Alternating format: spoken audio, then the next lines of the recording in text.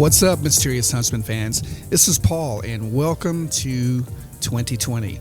So, like I said, my name is Paul, and I am the host of the Mysterious Huntsman podcast. And it's a show where I love to have listeners come on and tell their stories of anything strange or odd that they've encountered that they can't explain. And I wanted to give people a safe place to do that without fear of ridicule or judgment. And if you'd like to be a guest on the show, you can reach me at mysteriousHuntsman@gmail.com or check out my website, mysteriousHuntsman.com. I'm also on Facebook. I'm on Instagram. I think Twitter. I'm not sure. I don't fool with that much. I know I'm on most of the podcast platforms, SoundCloud, Spotify, iHeart, iTunes. But with all that being said, I know you may not believe some of the things you've heard, but you know what? These stories are real to these people that have told me, their encounters. And, I'm not one to sit there and judge them or call them a liar. I'm just strictly someone who listens and puts it out there for you to decide. Now, I may offer my advice sometimes, and I may offer some explanations, but, none of us have the market on any of the research.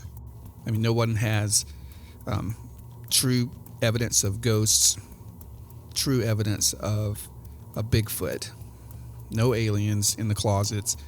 We really don't know what we're dealing with on a daily basis, and I get a little scared of people that say they do and they know everything about the topic. So with that said, let's get started. The book is called Orbducted in the French Quarter. And tonight we're going to be hearing from the authors of that book, Alta and Chad Dillard. They're going to be telling us their incredible story of being taken from a street corner in the French Quarter of New Orleans by unseen forces. And this happened in 1997. And there's so many events that led up to that, and there's so many events that are still ongoing till this date. So I'm sure you're tired of hearing me babble, and I'm going to stop now, and we're going to welcome Alta and Chad to the show. Hey, good morning, Alta and Chad. How are you guys doing today? Doing great. Thanks for having us. Awesome. So nice to have this chance to visit with you. Well, it's my pleasure.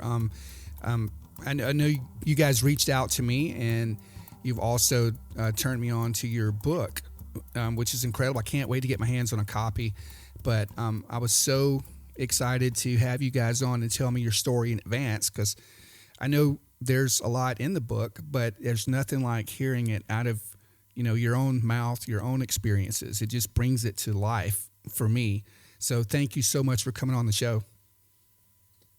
Again, thanks so much for having us and giving us this opportunity to share with you. Well, it's my pleasure. And real quick, I'm going to tell the audience the title of your book is called Orbducted in the French Quarter. And I like how you placed the, you took it away from abducted to orbducted, and there's a story behind that. Right. But if you would like, I'm gonna stop gabbing and rambling, and I'm gonna let you guys just start, and you can start. I know this happened in '97, but I think there were things leading up to it that kind of prompted, or you may have saw this coming. So I'm gonna let you guys take it from maybe where you guys met, because I know it's a big integral part of your guys' story is how you met and how you guys feel like you were predestined. Right. So Chad pointing at me, I guess, to get this show on the road, as they say. And I'll just mention quickly that I happen to be 10 years older than Chad. So asking anyone that's hearing us to keep this in mind, time frame. Chad and I, my word, never is Chad that I ever remember him saying it, but it's always been my word from the beginning. And it's not to lessen or to take away from my love for Chad and my adoration and all my respect for him, but I've always said that I'm convinced that we were arranged. My word is arranged in 1990, Little Rock, Arkansas. Um, it happened to be on a Valentine's Day. I was having a really rough day that particular day. At that point, I was 33. I had never been married. I'd had no children, and I'd had a very mysterious. I felt a lot of mystery in my history in terms of my own personal life, and so by the time I'm hitting 33 and I'm single and not connected to anybody, I'm just really, questioning everything going on in my life. I happened to have a job that I had just gotten that I disliked immensely and I was really not suited for. It was in the medical equipment world. I had worked in the medical profession prior to that, always hands on. And this was the first time I'd ever attempted this kind of thing. And hysterical because I'm noted for somebody who just really hardly even knows how to use the phone anymore. Computers and all of that way beyond me. So I'll have Chad pick the story back up about that particular day because that was the day that we were arranged. Yeah, a friend of mine had called me and he said that he had this girl he wanted me to he wanted to set me up and wanted to again, this is Valentine's Day, and he asked what I was doing that night, and I said, well, I've got to work. He goes, well, call in sick, and he's describing her and everything, and it sounds great. I'm like, man, I really want to meet her, but I have to work. They would kill me if I called in sick on a Valentine. So I go on to work that night and do my shift, and all the people that I was working with, they were all, guys. So after our shift, we decided that we were going to go play darts at the local pub. This was a place I'd never been to, So we get down there, and I get there, and there's a group of 8 to 10 of us, and get over to the dart section, and all of a sudden, myself, I was like, you know what, I'm gonna go play pinball, So I leave all my friends, which is weird, because I'm a social kind of guy. So I go over there by myself and start playing pinball, and I play a game or so, and I look up, and there's this, young lady sitting at the bar, and I go over to her, and I'm like, hey, would you like to play pinball? She goes, yeah, sure. I hate pinball, but I'll play pinball with you. So we get over there, we play a game, and I remember it was Elvira pinball machine. I'll never forget. So it was a great pinball machine to play. So we play a game of play a game of pinball, and we start to play the second game, and she goes, well, what's your name? And I said, Chad. She goes, do you know a guy named David? And I'm like, yeah. Did he call you today? I'm like, yeah. She goes, well, I'm Alta. I'm the person that you were supposed to meet tonight. And I'm like, oh, wow. So that kind of blew our minds. And I'll interject at this point that there's a whole lot to the story leading up until that moment of me getting to that place. This was a place I had never been to before either. And essentially, that's just to kind of frame, we were a blind date that did not happen, that seemed to happen anyway. And then, as I said, I use the word high strangeness for everything. That's kind of been I borrowed the term many, many years ago. And to me, it just applies to all of it. And so that just, for you to have an idea, as I use that term, tremendous high strangeness that led me up to getting to that place.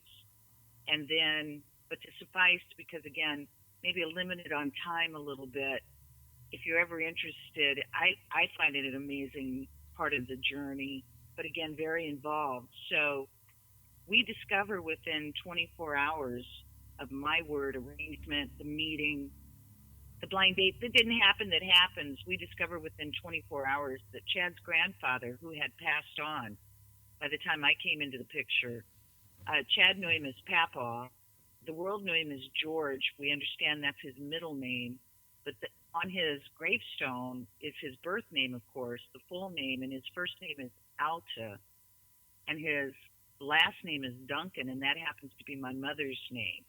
Oh, wow. So, right. As I've often said in the past, I don't know numbers at all. I'm very poor about numbers. Math was a really tough area for me throughout life. But what are the odds? I mean, just what are the odds? Right. And so that, I'll just mention, didn't settle well inside of me as soon as I discovered that. In fact, it frightened me. And it made me very uncomfortable being connected to Chad. And so I didn't let him know it, but inside myself, I'm saying, well, that was fun and this is over. And because at that moment, then I realized that there was something much bigger going on than I could wrap my little brain around. And it felt like, it felt like something was pulling strings out there that I just didn't understand. And so I disappeared for about 3 months. Chad could not find me, and he did try. And then we got reconnected under, again, strange circumstances. And life goes on, as they say. We married in 1991, a year later. And then we'll fast forward the story now. Please remember, if you're ever interested in the past, there's a lot of other story.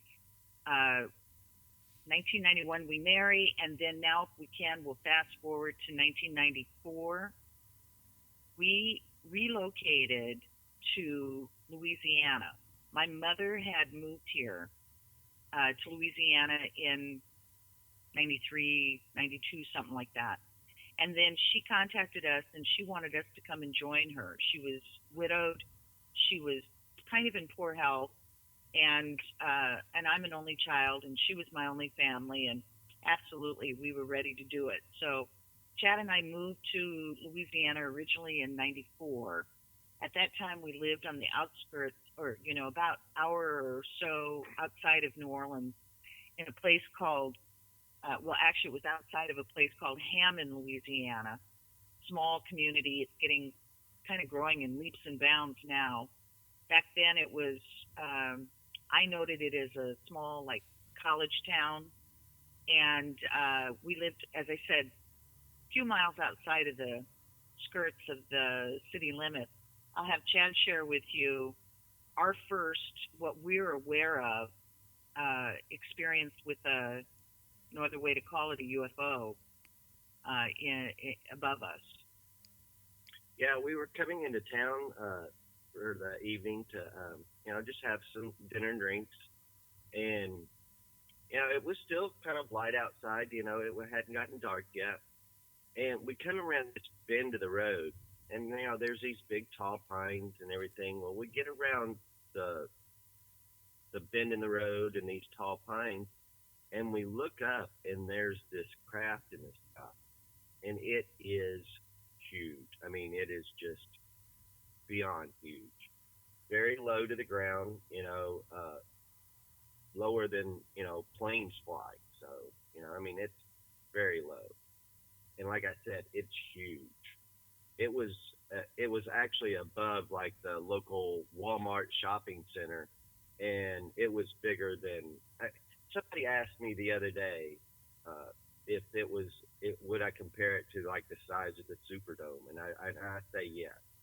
I've driven past the Superdome quite a few times lately, and I look down on it, and so I would say at least it was as big, if not bigger, than the Superdome. Again, I couldn't tell exactly how high in the sky it was. So, but we both look up at it, and when I saw Alta look at it too, I'm like, okay, I'm not seeing things.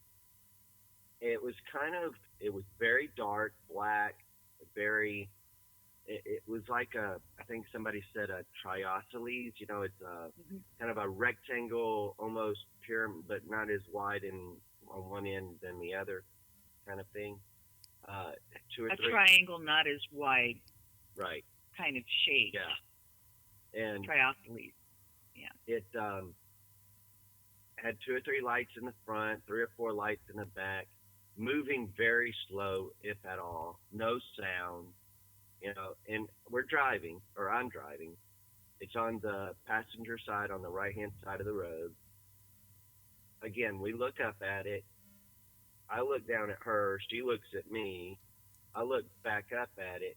And it was almost like, okay, don't look at it anymore. If pretend that you didn't see it, because if they don't know I saw it, it was really very strange. It's like, okay, if I didn't see it, it didn't happen, and they won't know I saw it.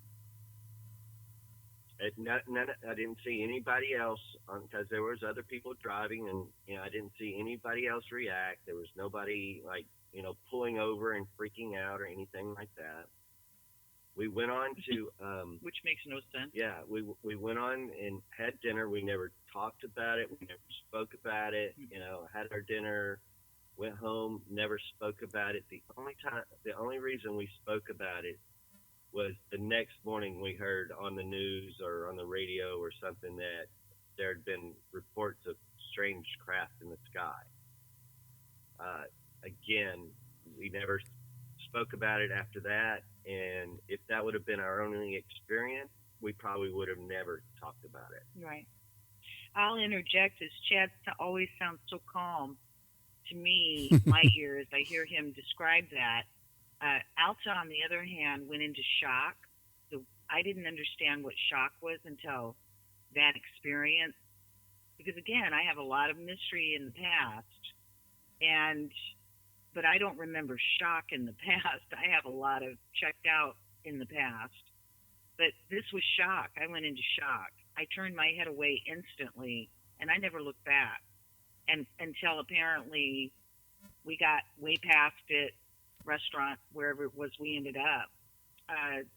It was shock, absolute shock. So for us, it was a non-event. It had to become a non-event. Now, my mother, if I might also add, just again, for some of that mystery and the history stuff, my mother, who had passed on, had said, without all the details, when I'm young, probably 10-ish, 11-ish, 9, somewhere in that age range, she had a lot of mystery as well, and she had mentioned only a few times to, that means very few folk, that she would have ever trusted, because she didn't trust many, not with any kind of that sort of details of her past.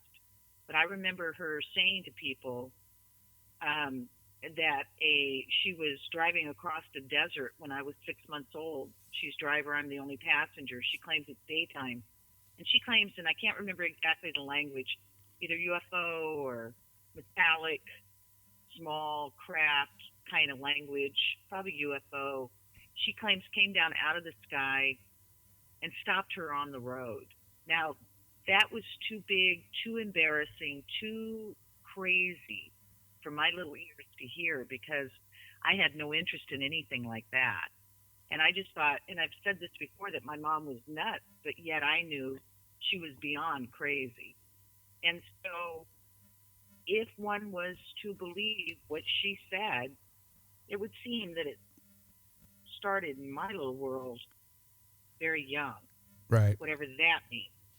So back to our story, for me, shock, non-event, and as Chad said, we'd never have spoke about it. Nobody'd ever be hearing any of this, because neither one of us had an interest either. At that time, I'll speak for him, neither one of us really had an interest in anything out there, as they say. So now we will move the story along. Within a real short amount of time, I mean, it feels very brief to me, from us having that sighting, that connection, we decided overnight, it seems like, let's go to the French Quarter. And I'd like to mention also, we've never had children. For whatever the good, bad, or indifference of that is, we've not ever had to answer to anyone. basically. We've lived spontaneously. And so we just decide we've been going to the French Quarter on weekends. We've gotten to know, as they say, somewhat of the rhythm of it. And we'd gotten to know a few folks and just felt like it was calling us. And I call it the mystical madness because it certainly did call us. So we answered, we moved. Well, again, there's a whole lot to that story. That was in 95, the beginnings of 95. We had no idea because Chad and I were extremely naive about living in the French Quarter. We had no idea. One of the things we were very naive about is the cost, the human cost of it, the financial cost. So because of that, we were not prepared for that. We were going there to find jobs. We're going to get involved. Chad's in the restaurant industry and food industry, and he can do anything. He's very entrepreneurial. I have abilities and figure out I'm in a small community that they pay you to have these abilities. And so we get jobs right away, and of course we have to have a home. So our first apartment ends up being above what was known as the authentic or the original voodoo temple. So that's a can of worms all in itself. Neither one of us were prepared for that at all. Now, I'm told that I'm of native blood mix. I've had regalia all my life. I've been part of the powwow world early in my life, into my adult life until my mom crossed. And so that's been my world, if there was such, if I had any specific interests. Voodoo was not it. None of that was it. So, and Chad, he's just along for the ride. We're just kind of fascinated, but we're not interested particularly in becoming voodoo people. So we move above this voodoo temple. Let me mention, this voodoo temple apartment has become infamous and now famous, not from when we lived there, but 10 years later, after we moved from there, a young couple moved in pre-Katrina. They were there through Katrina. This young couple were good alcoholic drug addicts that were bar people, bartending and so on. And it's called the Zach and Addie story. One of the I use the word ghosty busting shows on television, Paranormal Lockdown, I think is what the show is called, or was called. They spent the night in the apartment and filmed in there all night long. So you can actually see a video of that if it's still posted. But anyhow, the short story is he murdered her in the apartment. Then he dissected her. And after she laid, I guess, 12 days is the story, in the bathtub after he killed her.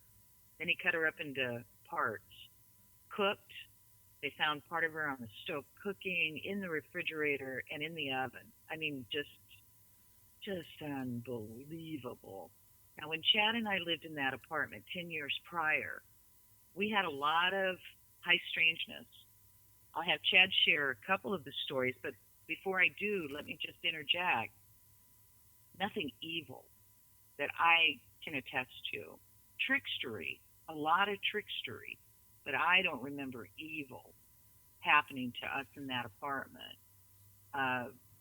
It didn't go well for us, particularly on the human level, with some of the people connected to the temple, but as far as I know, not evil as far as our experiences. So if you care, I'll have Chet share with you a couple of things that happened to him very personally in the apartment.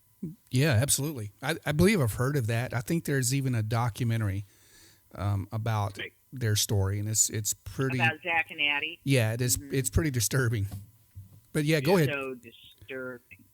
Yeah, it was probably within the first week that we lived in this apartment, and we're in bed, we're asleep, and I kept feeling like something was crawling on my chest. So I would, reach up and scratch and kind of wake up a little bit and, just go back to sleep. And this happened, 4 or 5 times throughout the night. And, if it was something crawling on me, it wouldn't be in the same exact spot every time. And that's what, in this case, that's what it was. So I get on and I get up the next morning and I, had scratched a couple of layers of skin off. I mean, I'd kind of hurt myself, really. And so I get on and, again, I was waiting tables at this time. So I get up and to go do my lunch shift. And this memory starts coming back to me. And I remember, again, laying down there, laying down, and right above me, floating horizontally above me, was this very short-statured, African-American looking guy.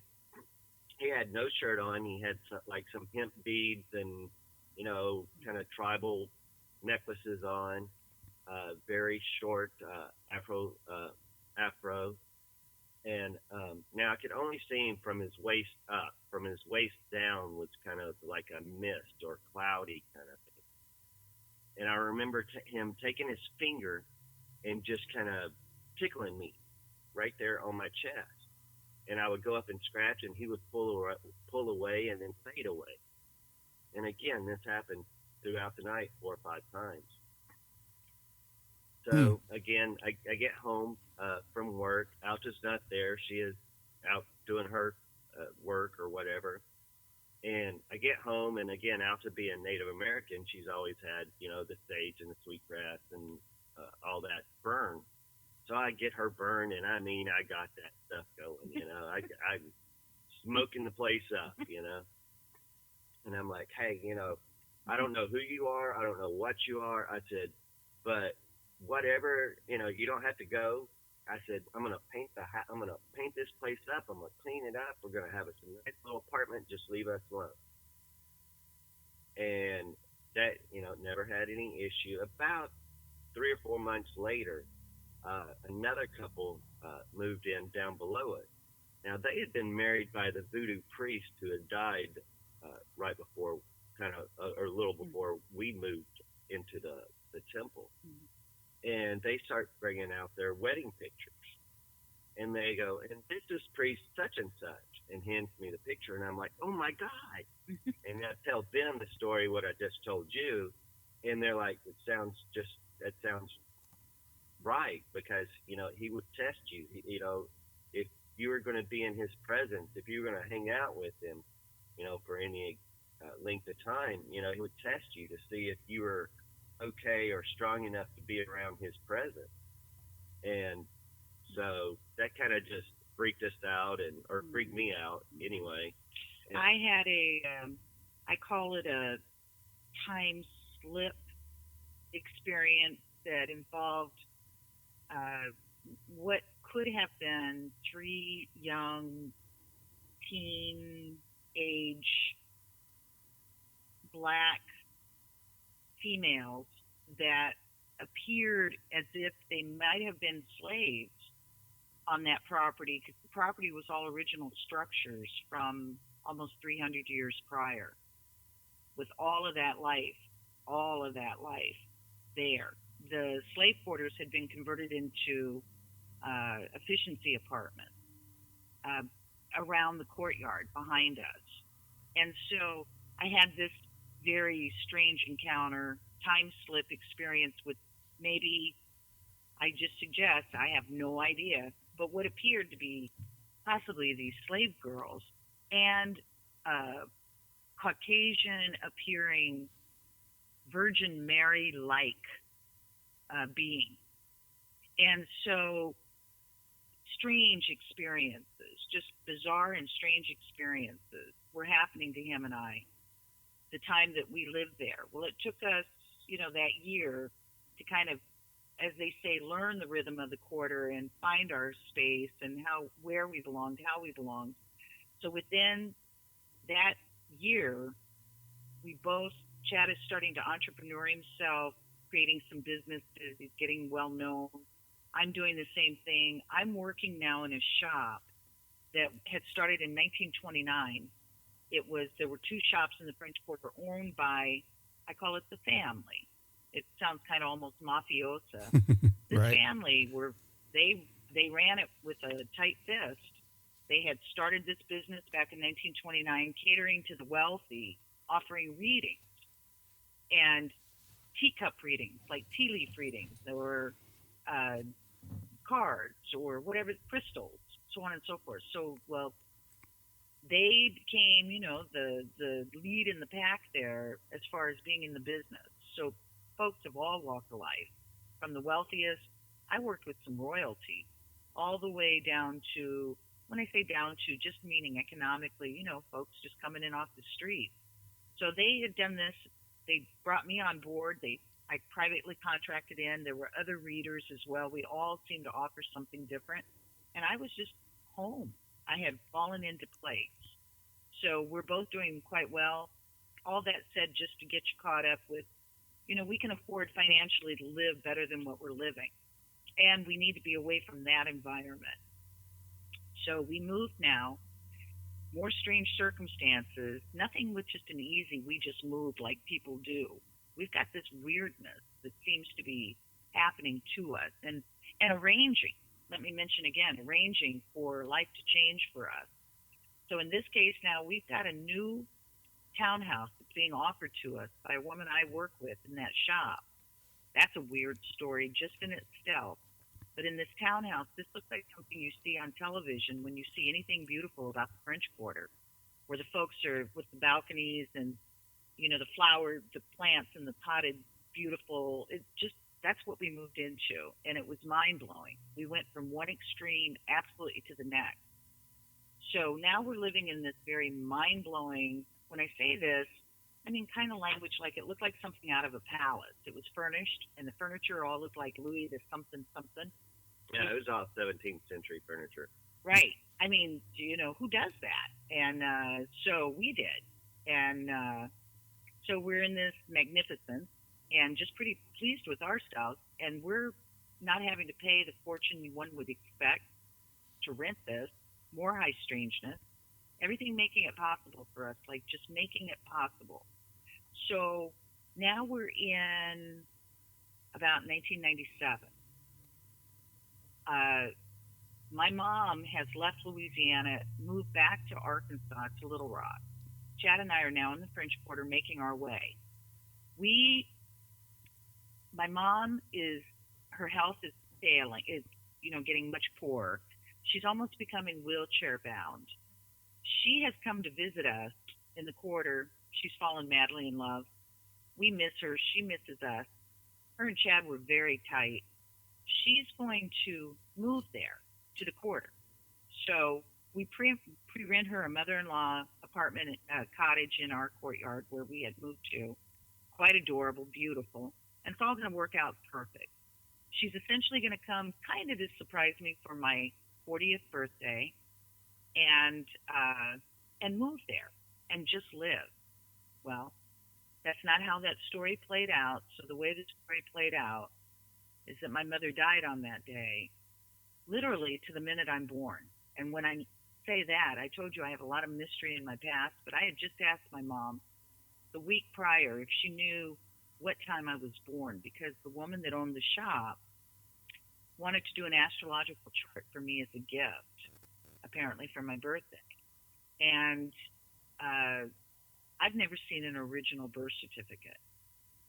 I have an amended certificate. So I've never seen a time of birth. And I don't remember ever asking her before. In fact, I just didn't. But on this case, I did. And she answered me immediately with, of course, how till you don't forget something like that. I've never had children. And so anyhow, she repeated 323. Well, that's when they pronounced her. That literally is when they pronounced my mother gone, was at 323 on my birthday. Mm. So our lives started to change immediately in the darkest way for me. We were sinking. I was sinking emotionally. Chad was navigating much better than I was, but he was having a hard time also. And so this is, again, 1997. This is my birthday in May. Now you move 3 months ahead. Now we're in around September of '97. I'm working still in this shop. The people who own the shop had hired a young woman. We call her Christina in the book. At the time she was 24. Chad was 30. I had just turned 40, just to give you age perspective on all three of us. The moment I met Christina, it was familiar. She was familiar, as if I had always known her. She's tall, slender, model kind of slender, long blonde hair at the time, very beachy. Like she'd come off the beach. Well, she had come from the coast. That's not where she's originally from, but that's where she'd been living prior to moving there, to the quarter. Well, anyhow, it was just wonderful to meet her because it felt familiar, and I needed familiar.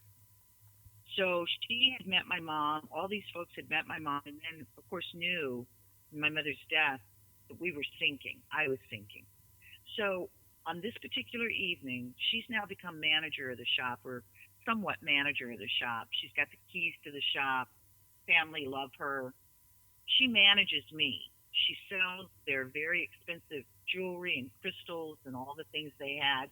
And then she manages me as one of the readers and other readers, her duty. So on this particular night, sorry it's taking so long. No, you're fine. This is the night of the Orbduction, as they say. And I promise I'm about to hand it back off to Chad. On this particular night, she'd asked me if I wanted to go out and have dinner and drinks in the quarter. We'd never done it. I accepted.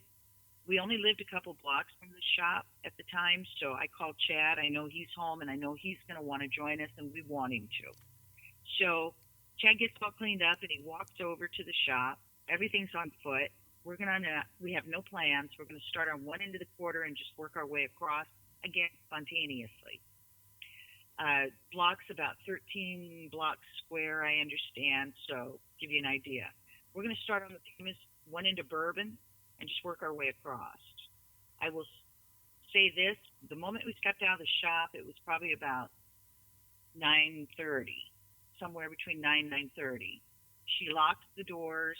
I remember instantly remarking, and I still remember it, and I don't go around and normally talk this way, but I remember coming out of the shop and saying it felt weird. The energy felt off or felt strange.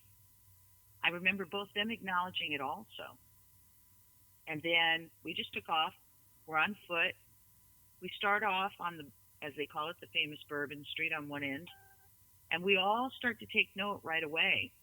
Where is everybody? Where is everybody? It's like it's maybe sparse, a few stragglers, as I might call them, but there's no people. And I don't remember the sounds that you just hear. And I do, again, remember making note, where is everybody? Now I'll have Chad pick it up from there as to our first beginnings, because the place we started at was a place he had worked at, where that means we knew everybody, all the way from an owner to the management to the wait staff to the dishwashers. Yeah, and we knew the band. They were really good, and we knew everyone. We enjoyed them. When we get there, I mean, there's nobody there. There's one guy working the whole place, and he's the manager. And this place has got a bar, a courtyard restaurant, wait staff, and an upstairs disco, and there's nobody. There's no customers or wait staff or anybody but this one manager. Yeah, we go in, we talk with him for a little while, and we're freaking like, out. Yeah, and we just talk with him. I mean, I think he made us a bar drink that we, none of us drank, and we were like, okay, we're gonna go find something, where people are around, where we can, hear some live music or whatever, So we walk on down Bourbon Street a little bit, but then we start moving towards, like, if the tourists aren't partying or whatever, let's try more of a local kind of place. So we stop at 2, 3, 4 different places, again, still walking on foot. We end up on... and let me mention, before he goes any further, there's one person in each location. Yeah. One. Again, There's no nobody- tourists. There's no humans. There's one what appears to be a human in each one of these places. Yeah, which is totally not like New Orleans in the French Quarter. It's Right. Not ever. Because Ever. if Ever. yeah, if the tourists aren't partying, that means everybody's off work. So the locals are partying. Hmm. yeah, it's And- very, very interesting. Yeah, we end up on Frenchman, which has now become very popular. Back then, there were a few clubs, but they were more local kind of places to hang out. Just a handful of places, and now it's like big time. Now, so we're on Frenchman. We stop at this one place. We go upstairs. They wanted a cover charge. We really didn't want to. This was a place that we had been to many, many times. Knew the band. And we'd never Never- been asked for Never cover asked charge for before. cover charge, and we didn't know who was playing that night. So we just kind of pivoted and went back down the stairs, and off we go down to the next place.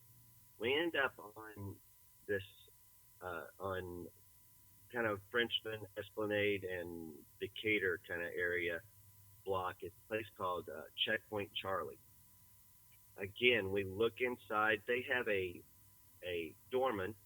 Which they've never had before. Right. Don't It's ever a big remember. dive. It's just a big dive. Kind of local. They always had bands. Again, no band, Nothing. nothing. No, there's nothing. So we didn't even go in.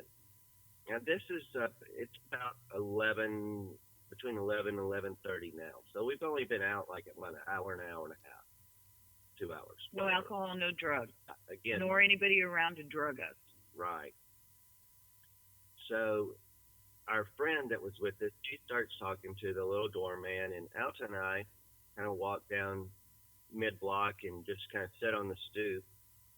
And she's like, I'm just over it. I just want to go home.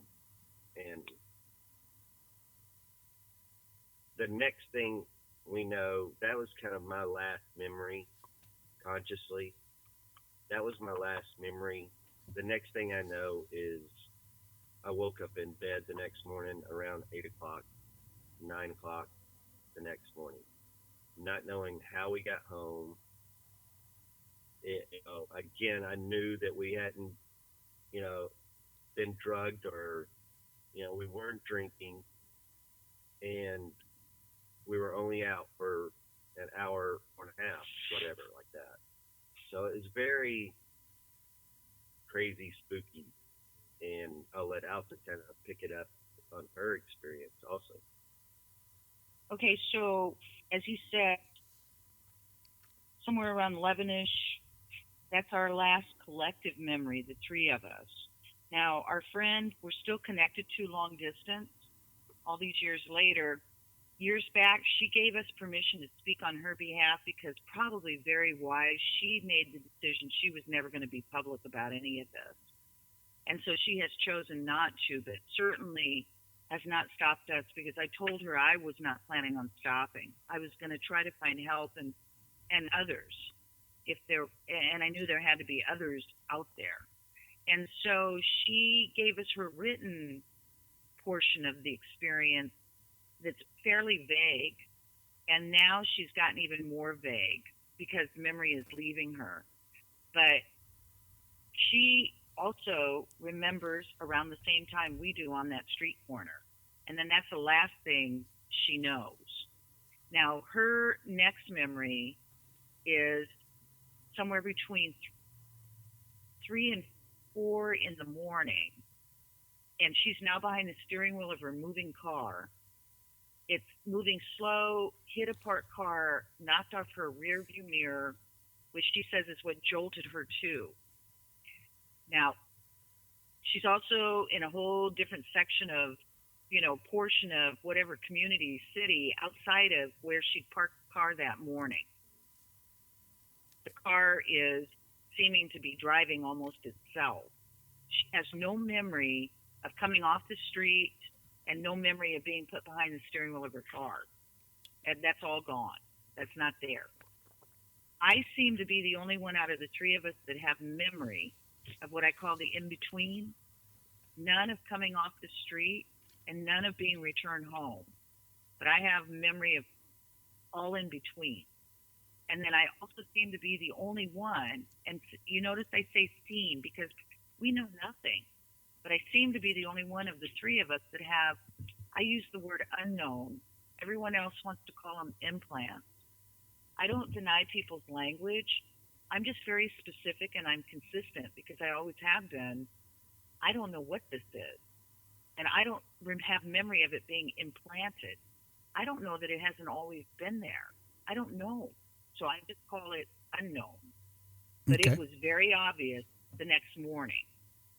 It had never been obvious up until the next morning. And I had strange handprints around both my arms. But I'll say this, my last memory is same as Chad and same as Christina's, in that time frame, somewhere around 11-ish. And the next thing I know, and mine's very different, is I don't wake up. I come to, sitting straight up in my living room, Indian style, on my brass daybed, and it's somewhere between 8 and 9 in the morning. Sun is blaring through the window.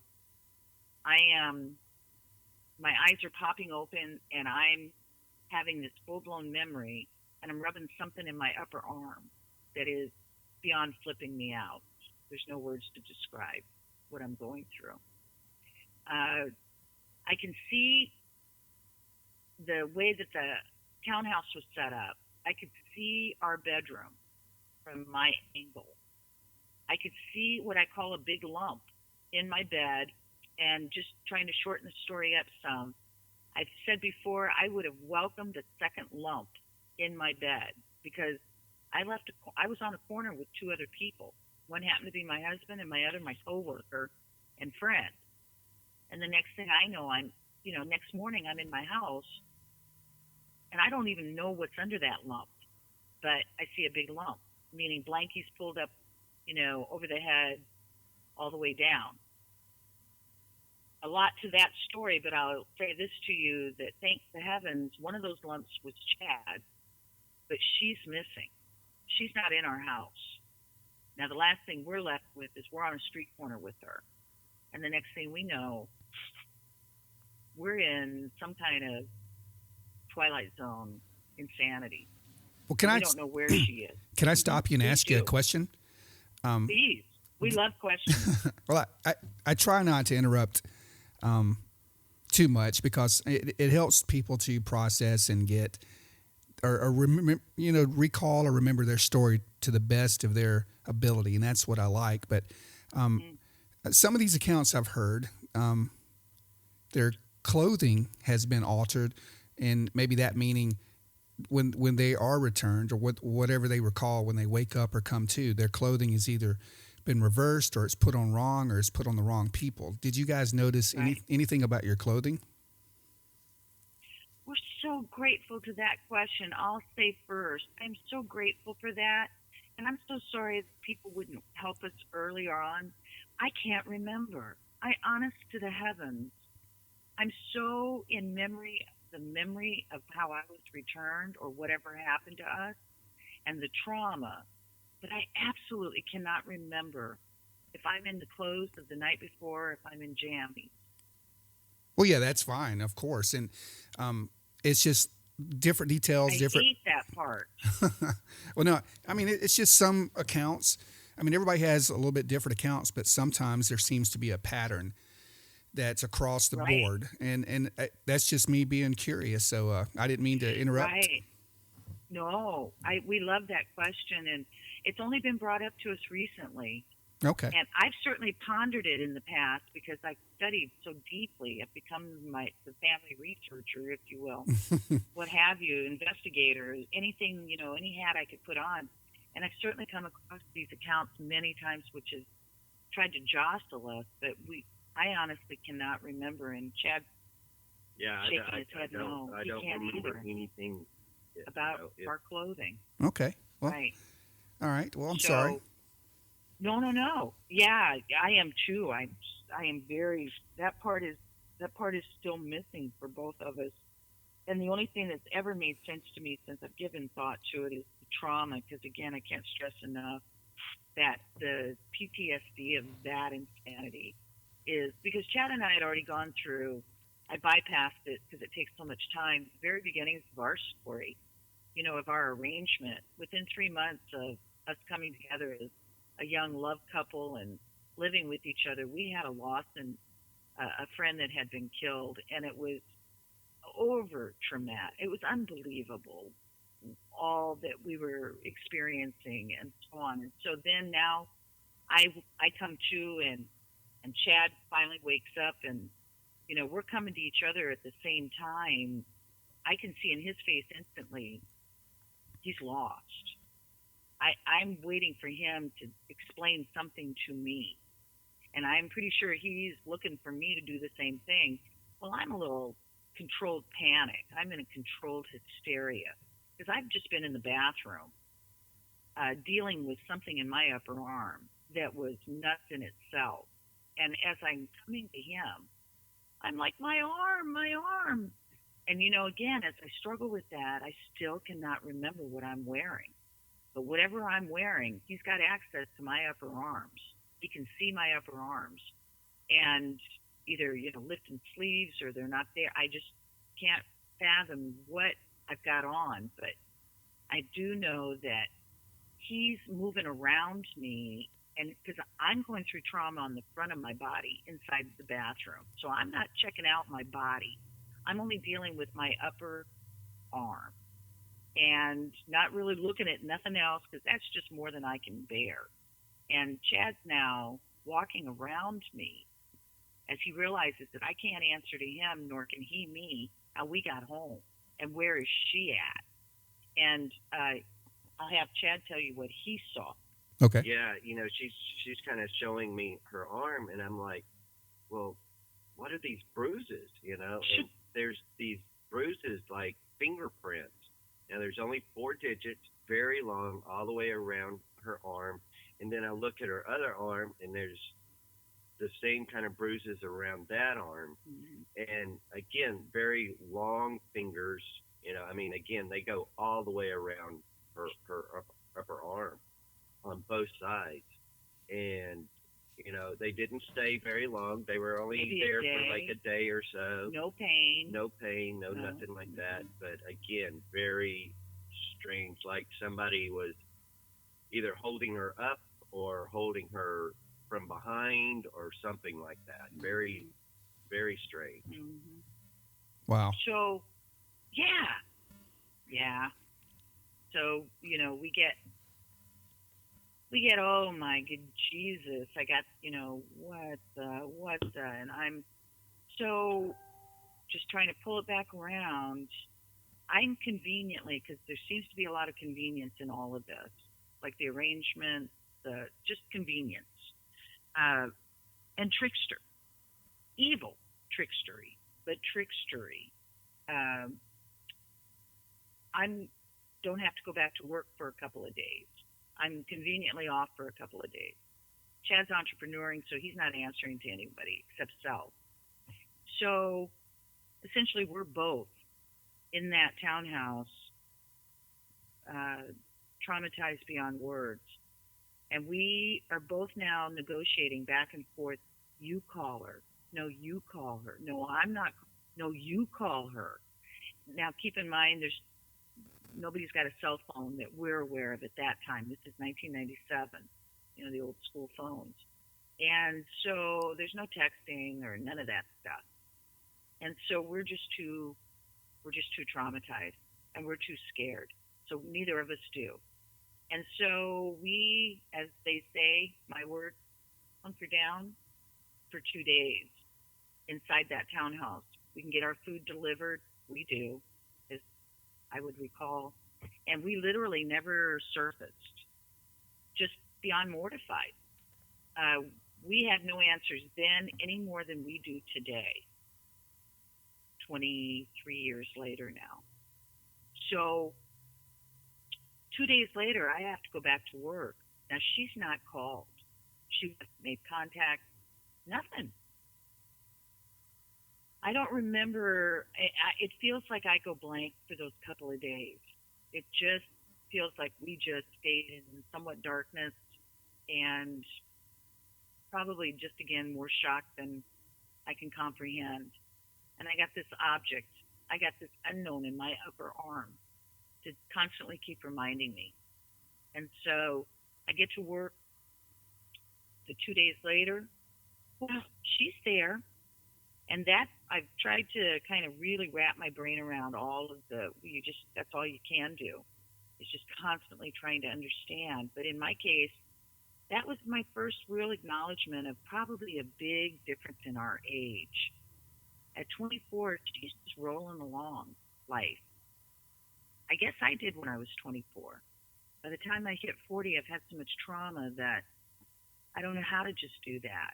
And so I'm having all this other stuff happening inside myself and trying to adjust, and Chad and him and what have you. And she just says very calmly, she shares with me, she's put back behind the steering wheel of her moving car. That's when we learned what happened to her. And she says, I know something happened. But that was all that she needed, is just to know that she wasn't crazy and that something really happened. She didn't seem to have any interest any more than that. And interestingly enough, continues. She's gone on to create an amazing life. She's gotten her degree in environmental science, and just, I call her an amazing do-gooder. She cares about children, abused animals, children, women, as we call it, Mother Earth. In her case, truly Mother Earth, trying to, offer any assistance she can and muster up. And it's just created an amazing life. She also created an amazing son. Not long after this happened to us, she ends up getting pregnant. Now, I've been very challenged by that pregnancy because it seems like her pregnancy happens after we're taken or whatever happens to us. I call it Orbducted. We came up with the word Orbducted. If you'd like, because I could just carry on too long about so much of this, but if you'd like, Chad's had regression done several years later. This happened to us in 97, the three of us. We found somebody in the early 2000s. We relocated to Alabama, where Chad's mom and dad lived in small town Alabama. And we moved there in about 2001. A year or two so later, we found somebody to do regression for Chad. So as far as I understand, for the most part, there's still stuff missing, but he seems to have a very interesting account of what happened to him that night, and possibly our friend. I will mention, though, in my memory, he and our friend are not in my experience at all. And in his regression, I don't seem to be in his experience at all. So, but it would help you to understand the word Orbducted, where that came from. So, Paul, will kind of let you guide us. No, yeah, go for it. I think I mentioned earlier that you guys would describe it or how you came up with the word Orbducted, and I think the audience would love to hear it. Awesome. Yeah. So again, we're standing on that stoop. Our friend that was with us, she comes and joins us, and all of a sudden I see this bright, very, very bright light coming from around the corner off of Frenchman Street.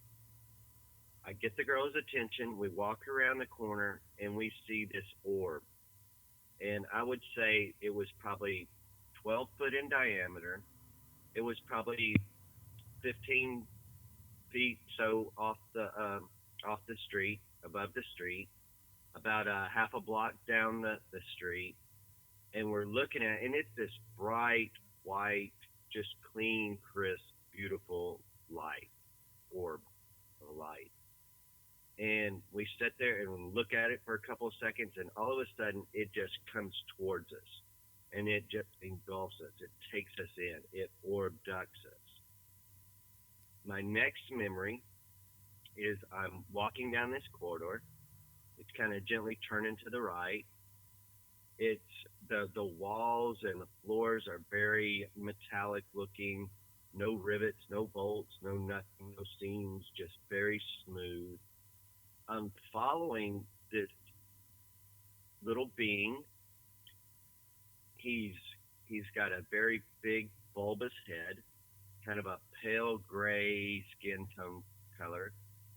He's wearing this like one piece like diver suit almost suit, black diver suit kind of looking thing, very tight to the body. Now I never saw him from, his front. I only saw him from behind, so I don't know what his face looked like or anything like that. He was now he was small, he was only like 3.5, maybe 4 foot tall. But he wasn't like the little thin graves that you see on TV. He had kind of substance to him. He kind of waddled when he walked. He had, he kind of dwarfish or, like a small person. To my left, I could see, out of the corner of my eye, I could see a tall blonde female walking beside me. She wasn't as tall as I am, but she was tall. And this does describe our friend that was with us that night, but I did not turn to see, who it was. My next memory is I'm in this room. It's very dark. It seems infinite. It just seems huge. Off to my left, again, I could see a tall blonde female laying on an examining table. She was nude, but she was kind of censored or kind of faded out where, like on TV where they, kind of blur things, body parts and stuff, but she was blurred from head to toe. There was 3 beings around her, very tall, 7, 8 foot tall, very buggy looking as far as their heads. Again, big bulbous head, but they had kind of the big eyes and kind of almost praying mantis-y looking, but that the eyes were more into the center of the face than off to the side. The mouth was very close to the chin, kind of thing, and they were wearing these cloaks, kind of almost like Grim Reaper without the hoodie, or Jesuit priest kind of thing without the collar, kind of thing. Right. There were one on each side of her, one at her head. I didn't see her in any kind of pain or anything. It's almost as if she was unconscious or something. I kind of focused my attention back to my immediate. Now I'm sitting in this chair, almost kind of like a dentist chair, but a lot more comfortable. And I turn and I look over to my right, and there's this little blue being. And when I say blue, he was like this electric, just beautiful blue. His aura, his presence seemed to be that of like almost like a scientist slash shaman, professor, just ancient knowledge, coming out, radiating out of him. He goes over and he picks up this box, and he has it in his right hand. Now, he only has 4 digits, so he's got it in his right hand. He takes his left hand, and he puts it into the side of the box. And when he pulls his hand out, there's this little kind of blobby kind of stuff, almost kind of like that stuff, like the slime that kids play with, kind of translucent. It was blue, about the same color blue that he was. It had little metal, sparkly, glittery flakes in it. And I really don't even remember him setting the box down. He takes his right hand, and again, he's only got 4 digits. He takes his 2 middle fingers up and puts them almost kind of like in a peace sign with his outer fingers folded in. Almost kind of like what you see like the priest or depictions of Christ or the Buddha, where they just have their 2 fingers up. Sure. And once he does this substance starts spinning, and it's just going faster and faster and faster. And the faster it spun, the blueness and the sparkly, the glittery looking stuff kind of dissipate out of it and are kind of rotating around it, orbiting around it, almost kind of like a universe kind of thing. And it starts slowing down, and it had turned into this double pointed, very clean crystal kind of looking thing. I remember thinking to him, why are you showing this to me? I'm not a doctor, I'm not a scientist, I'm not an engineer. This is something very important. Why are you showing this to me? And he told me that I would know in time, or when it's time. My next memory is I'm in this other room. There's only 3 walls, 2 that are very straight, 1 that's kind of concaved. And again, the walls are very metallic looking, no seams, no bolts, very smooth. And this is the weird part of the story that kind of weird. I've always been weird, but there's this overstuffed leather chair in the middle of the room. And I remember thinking to myself, it looks comfortable, but it's not. Now, how I knew that, I don't know. So I just kind of focused my attention to the wall that's kind of concave. And I walk a little closer to it, I'm like 5-6 foot away. And I realized that what I thought was this solid metallic wall was actually translucent. I could see through it. And I could see the universe. I could see, stars and planets and, darkness, it's just, and I'm just kind of sitting there in awe and kind of watching and looking around. And this wall was like, 15 foot long and probably, 10 foot ceilings, and I'm watching and I'm looking, and all of a sudden, just right outside this wall window, which, if I could have stuck my hand out through this wall window, I could have probably touched it. It's a craft, and it zooms past, and it kind of almost like it did a double take. It stops about 8-9 foot away, and then comes back, and it's just like staring me right in my face. It's right there outside this wall window, and it's about 3 foot long, and it's about 2 foot wide, and it's got little lights blinking on it. It's got little antennas moving around and wires and stuff moving and things moving around on it. And it sat there. It was like almost it was as surprised to see me as I was it. Yeah. It sat there for, a few seconds, maybe 30 seconds at the most, just kind of hovering right outside the wall, and then all of a sudden it just zooms off and shoots back off in the direction it was going into the first place. And again, my next memory is waking up in bed the next morning, wondering how we got home. Man, that's incredible. And you got all, Incredible. Yeah. and this was under regressive hypnotherapy, right? Okay. Right. And I'd like to mention, I take any opportunity I can, since we are public now. The woman that did the regression, lovely that she be, we didn't realize until we made an arrangement. She would come to our home. She drove a couple hours to our home to do this in our home. Made it, very easy for us in that regard. We worked out a price, and she and Chad went into a room alone.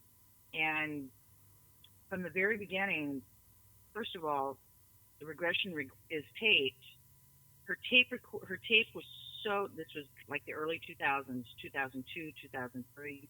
No fancy equipment, but the volume on that tape is so incredibly low that it is extremely painful just to try to hear it. And then on top of that, this young woman had never been involved in doing regression on somebody who had felt they had been experiencing whatever all the languages, ETs, aliens, abduction, so on and so forth. So we discover also that once she gets Chad in the regression, as soon as Chad would get to an area in the regression where he wants to talk about the beings, I call them the beings. I think he does for the most part also, where he wants to get more involved in that, she becomes very afraid, and you can hear this. And she moves him away from any subject that she would become afraid of. So needless to say, he got that much out of it, and we are so grateful. But there's still so much more in there. If ever an opportunity again, because again, you do better when you know better. Ever opportunity again where somebody who is credible, that is, that would ever be willing to do it again. On the other hand, I paid somebody, we've never mentioned names publicly, but I paid somebody that's, that well known, a lot of money to not have it happen. And really, it was a very bad situation. So I've never been able to have it done yet, and still open. But in Chad's case, he got that far, and it would just be amazing if anybody ever out there would be willing to, be involved with us or try to help us understand more about what's going on. Yeah, absolutely. And I think it is important to try and have someone that's not really connected to the phenomenon.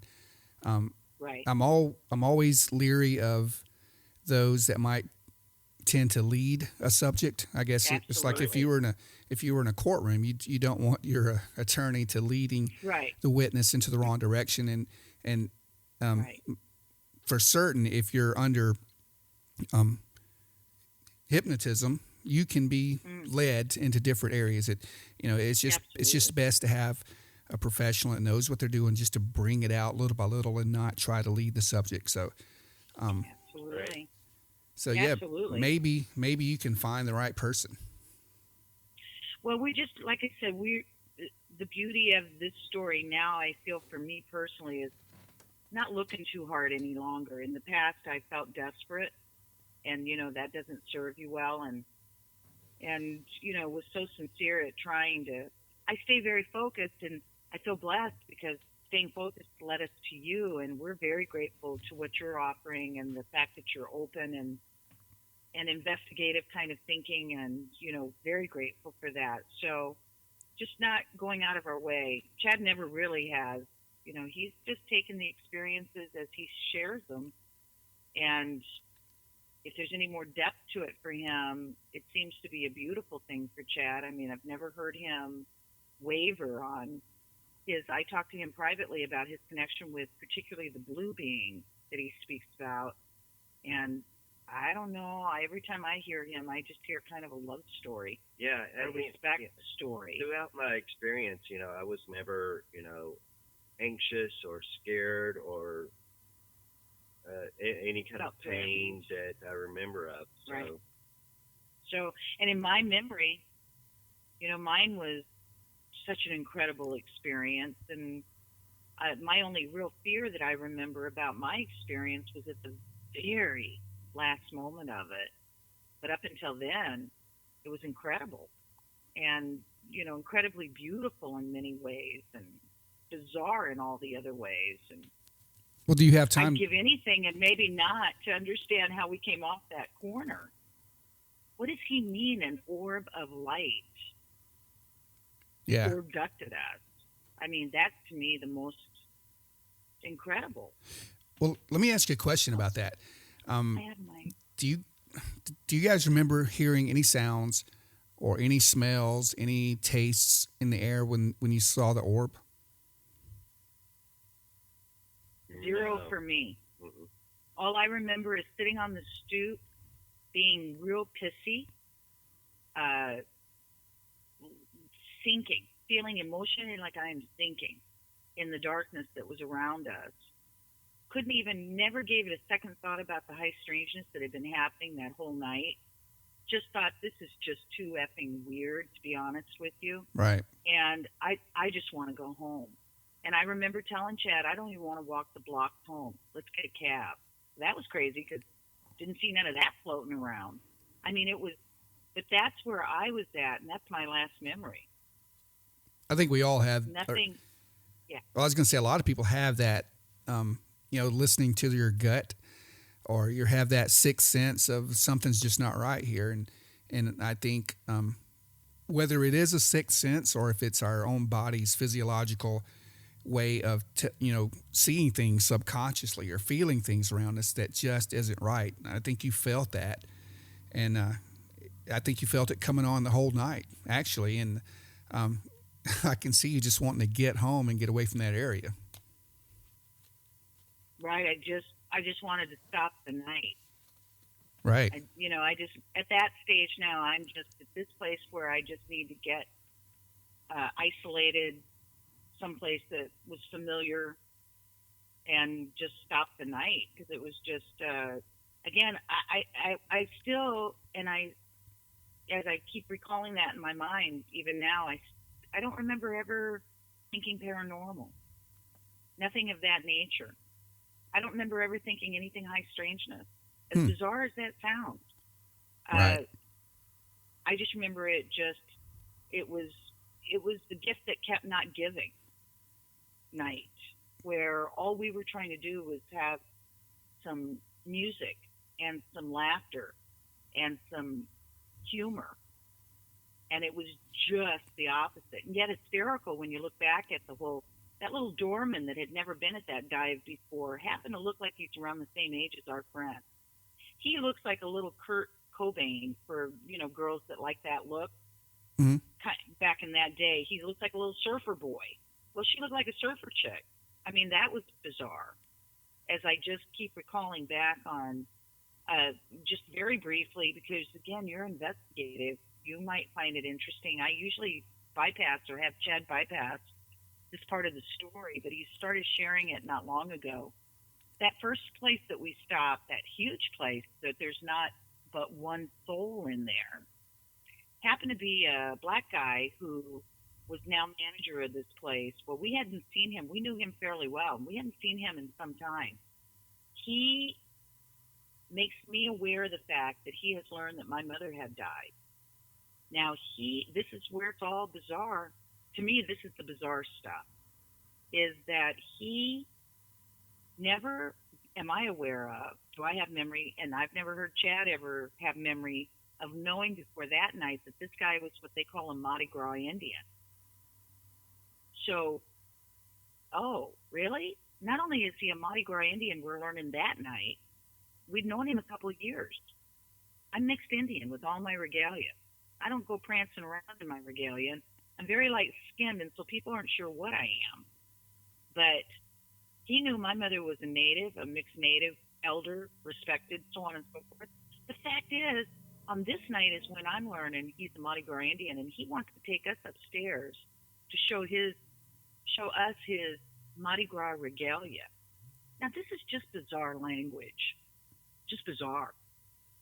So, as we go upstairs into that nightclub where there's no bartender, there's no peoples, there's nobody except him, his regalia, I feel like, is under the light, if I'm remembering correctly, like it is being illuminated.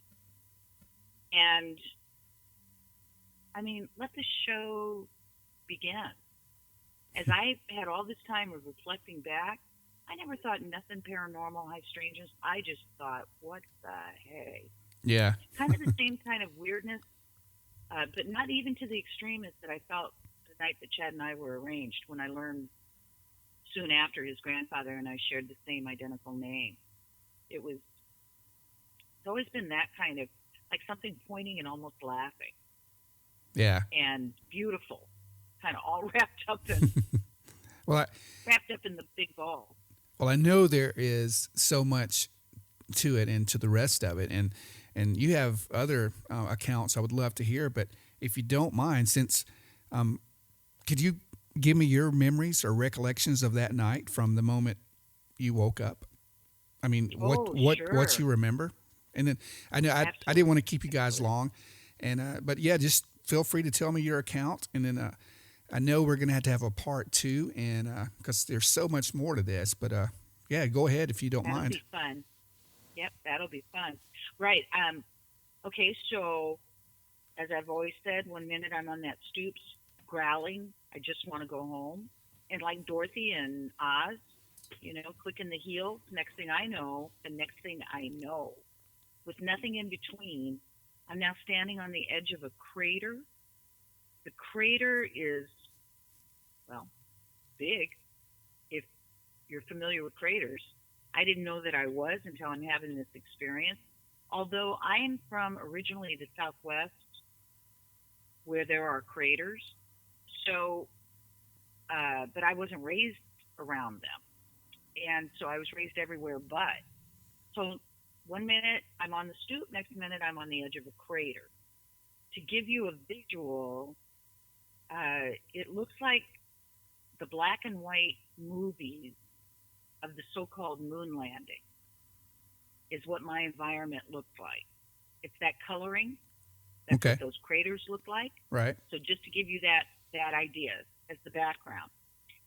No other coloring but that.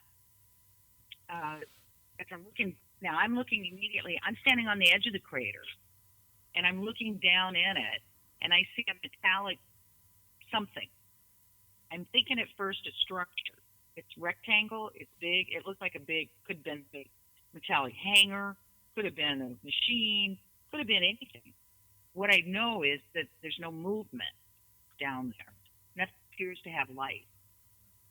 By the time I'm trying to just absorb this, the gaze comes upward, and the crater has orbs of light all around the perimeter of it now.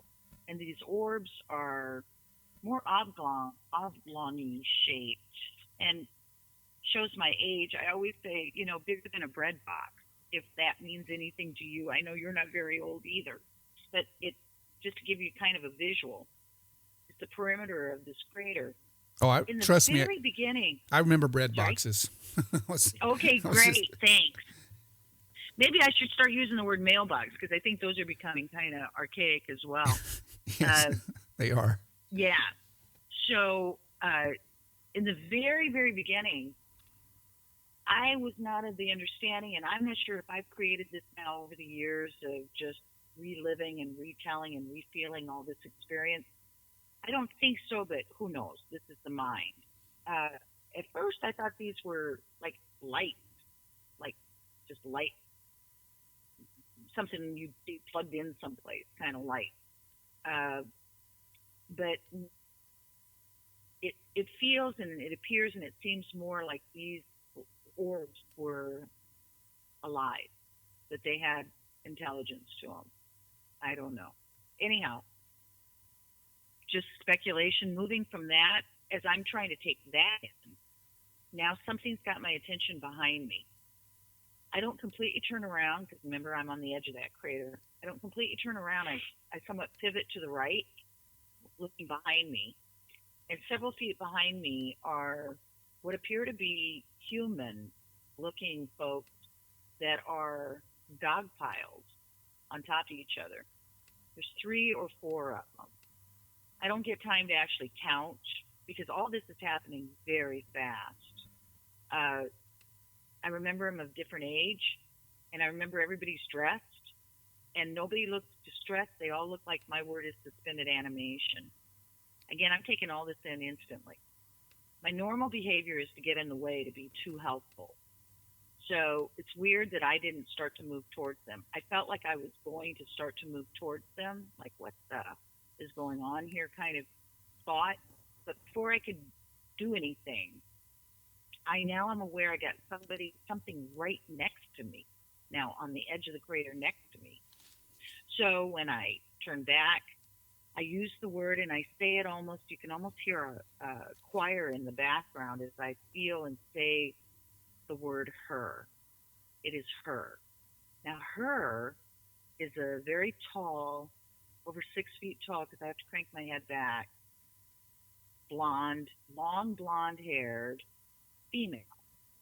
I didn't know until that experience that she was my idea of perfection, but she was and is my idea of perfection. And that means she is perfectly proportioned, and she's beyond gorgeous physically. And she is wearing, I don't see body parts, so she appears to have like a second skin almost bodysuit. I don't remember it luminescent or anything like that. It almost feels like it just sort of blends in with her. It didn't stand out to me other than the fact that she's not naked. I'll say this, in my experience, I didn't care who she was. I didn't care where I was. I didn't have any questions for her. I felt, and my words are, that I was home. That I was home. I've used the term also to just give you an impression of how happy I was inside internally. I felt like a puppy. If I'd had a tail, it was wagging off. I was just so happy to be with her. My gaze goes up beyond her now, and I'm looking above her, up into the sky, and it's, black. It's a black sky. But the old-fashioned term, those diamonds in the sky, that's what it looked like those stars were. They looked like diamonds. Everything was just beyond beautiful, and I was so happy. So as I'm taking in the night sky now, within no time at all, one of those stars and I just stuttered just saying that, one of those stars started to move, and then they just did a dance. And I remember as soon as I saw that star move, zigzagged or whatever it was, I knew right then and there something is wrong with this picture. I've often said, if there's such a thing as logic, mine kicked in at that very moment saying, stars don't do that. And I instantly became terrified. Just like I remember that day of shock when Chad and I saw that. I used the word floating city the first time we saw that UFO together. So that's what happened to me. I went from my word bliss, this state of bliss, to this state of terror instantly. So as I did, I'm not saying anything. I'm just the expression, the feeling of it. I say my heart felt like it was pumping out of my chest. She, in a melodic voice that I'll never be able to duplicate, and I don't know that I'd ever hear again, with the most beautiful tone, spoke to me telepathically. And she called me by name, and her words were, Alta, don't be afraid. They're just scanning you. And at that very moment, my eyes popped open the next morning, and I was sitting up rubbing my arm, and that was it. Wow. Well, that's pretty amazing. And speaking of your arm, I was going to ask you, could you feel anything? Absolutely. And what? Still can. And what does it feel like that's under there? Or what shape? Well, let me just say I can't see through my skin, but it would appear at times to change shape. It also would appear to be able to move downward. There are times it feels like it's on the bone. I'm a pretty good sized girl now. I got pretty thick arms. And there are times it will be extended in the arm like a big bug bite, like a big mosquito bite. When it swells, it'll stand out, like pushing against the skin. And then there'll be times it'll be, only I would know it was there. You wouldn't be able to necessarily feel it. It seems to bury itself. Oh, it's just freaking bizarre. It's freaking bizarre. And I tell anybody that will hear me, because when you're left on your own to try to understand what is not understandable, Whitley Strieber, the world knows him, he put a video out, and I think you can still pull that video up if you're not aware or anybody is caring to hear us. That video will show he had a medical doctor, who opened him up to remove his on his ear, his word implant, and the object moves away, and it can't be grasped by the whatever the tool is surgeon's using. So it flipped them both out so much, doctor sewed him back up or whatever, stitched him and said, we'll just leave it. So Strieber still has his, in the same, and his moves. And so by being able to at least, thank to heaven, somebody has been public, and certainly that video saved my life, because that's just too creepy for words. Yeah, and I know you and I talked about it the other day, in a little more detail about your experience with a surgeon or a doctor and trying to have it X-rayed and scanned and all this stuff, and that's totally. When I have you back, I'd like to explore that area and go further with it, and but like I said, I didn't want to keep you guys too long, and I so appreciate you coming on here and telling us your story. And if there isn't anything else to add to that night, I may let you guys go. Just want you to tell everyone how they can get a copy of your book and where they can find you or reach you, and maybe reach out to you guys with their experiences so you can help them. Oh, that'd be so awesome. That's just so awesome. I don't know about how much help we are, but we certainly understand, and just so willing and looking for others that need somebody to just look for them, as what we have felt. I'll leave you with this, and then I'll have Chad kind of finish it off, if I might. First of all, we can't thank you enough. Just thank you so much for being you and interested, and giving people like us this kind of platform to be able to share, and that you have genuine interest. We're just so grateful. I'll kind of leave you with, maybe when we do come back together, if you have us again, we can pick back up with our friends. Really, I find it the most fascinating of all of the story, besides what's happened to us, is she had shared with us prior to us being taken. We use the word taken or abducted, because just not sure what to call it anymore. But not long before that happened to us, she had an up close and personal experience with, I call it the Wolfie Boy, with a young man that shapeshifted into a wolf. And there's more to that story about the night we were taken. So maybe we can pick it back up with that. Just to get the cryptid part of all of this is mind blowing. So, with that said, yeah, again, we appreciate the time. We love sharing our experiences, and you can find us on Facebook, Orbducted in the French Quarter. We're still kind of old school, and you can get our book there. If you're in the New Orleans area, you can always come by where Alta works at Earth Odyssey. We sell them there, and we also sell them on Etsy. So you can find us on Etsy, or just contact us, through Facebook, and that would be fine too.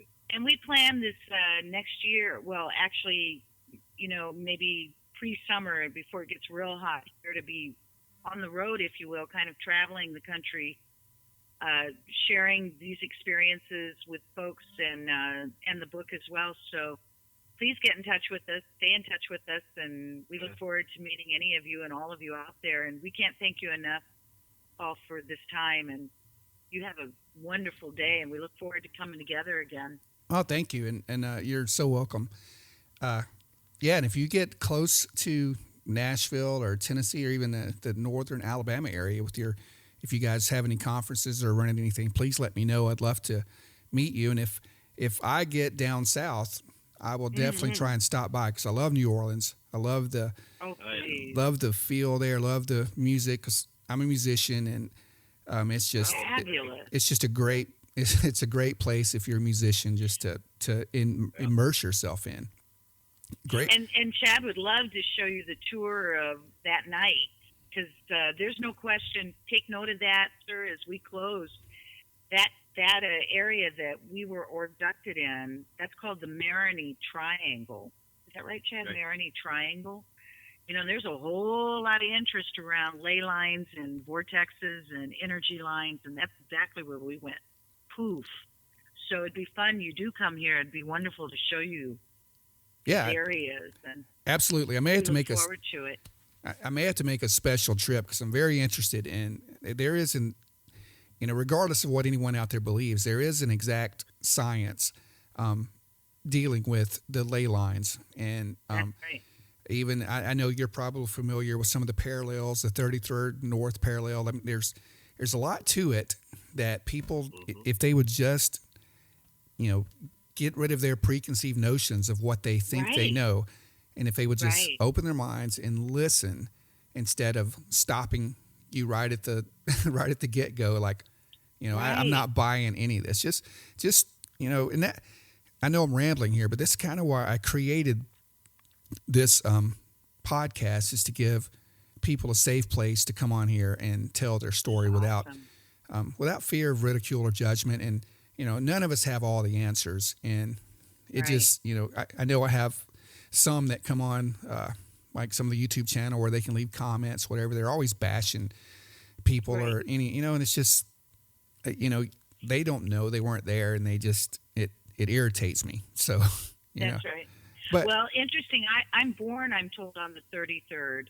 And so it's always been a fascinating part of my world anyhow. And so please, if you can, you come and let's connect and eat, drink, and be merry, and check out the ley lines and the vortexes and the portals and all the other yumminess and craziness that's going on here. So we look so forward to it. We'll see you somewhere. I know that, without any doubt. Oh yeah, absolutely. And by the way, I will include, I may kick this podcast out tonight instead of tomorrow night, because I can't wait to get it out there. But awesome. If I can do that, if I have time to edit it, I'm also going to put you guys on my my Facebook page, and sharing the podcast, and awesome. I'll send you guys the link, and if you don't mind, share tonight's show. We'll scream your praises, sir. You have an awesome day, and love to your family for the time that you were able to do this and not be with them. And we just thank you so much. Can't wait to meet you, and we'll let the world know you exist. Thanks for everything. Well, no, thank you, and you guys have a great weekend, and I look forward to talking soon. We'll do it. All right, y'all too. Bye. All right, bye-bye. And that's a wrap on this latest episode of Mysterious Huntsman. What a great way to start off the year, and enjoy talking to Alta and Chad. So check out their book, Orbducted in the French Quarter. I'm going to add links to that on my Facebook page. And remember, if you guys would like to be a guest on the show, I would love to have you. You can reach me at mysteriousHuntsman@gmail.com, or check out my website at mysteriousHuntsman.com, or send me a message on Facebook, and check me out on YouTube or any major platform where you hear podcasts or listen to podcasts. All right, thanks, guys. I hope everyone has a great upcoming 2020. Stay tuned for the next episode, and we will talk soon. Later.